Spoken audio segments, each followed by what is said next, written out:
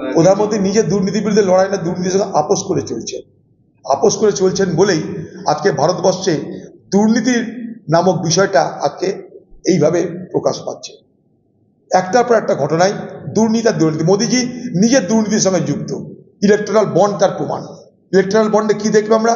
4 লক্ষ কোটি টাকা ভারতীয় সম্পদ কয়েকটা ব্যক্তির হাতে তুলে দেওয়া হয়েছে। 4 লাখ কোটি টাকা। দেখা যাচ্ছে সেই সমস্ত কোম্পানিগুলো চাঁদা দিচ্ছে কাকে? ডোনেশন দিচ্ছে কাকে? বিজেপি পার্টিকে। ইলেকট্রাল বন্ডের মতন এত বড় দুর্নীতি এই ভারতবর্ষে কোনো সরকার করেনি। ইলেকট্রাল বন্ডের নামে যেভাবে টাকা আদায়, মানে টাকা তোলা হয়েছে, তোলা বাসদের মতন টাকা তোলা হয়েছে, তা পৃথিবীর ইতিহাসে বিরল ঘটনা বলে আমি মনে করি।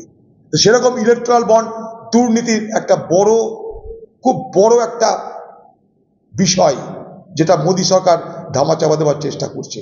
ঠিক একইভাবে আমি আবার চ্যালেঞ্জ করছি পিএম কেয়ার্স ফান্ড।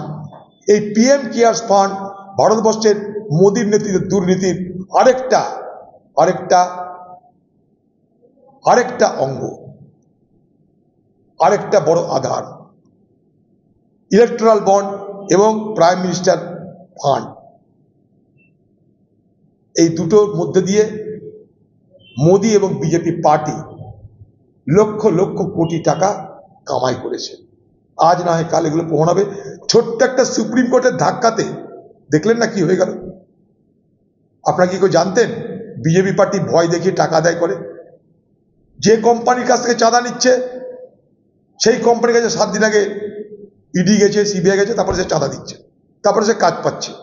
ওর অদ্ভুত লিঙ্কের সব। কি করে জানলাম আমরা? সুপ্রিম কোর্টের মাননীয় বিচারপতিদের হস্তক্ষেপে। ঠিক একইভাবে প্রাইম মিনিস্টার কেয়ার্স ফান্ড আরেকটা ধাঁধলির জায়গা, আরেকটা দুর্নীতির সব থেকে বড় হাতিয়ার। কারা সেখানে চাঁদা দেয়, কোন রাষ্ট্রের কোন লোক সেখানে টাকা দেয়, কেউ জানবে না। শুধু প্রধানমন্ত্রী ছাড়া আর কারো জানার অধিকার নাই। বাংলা টুডে নাও।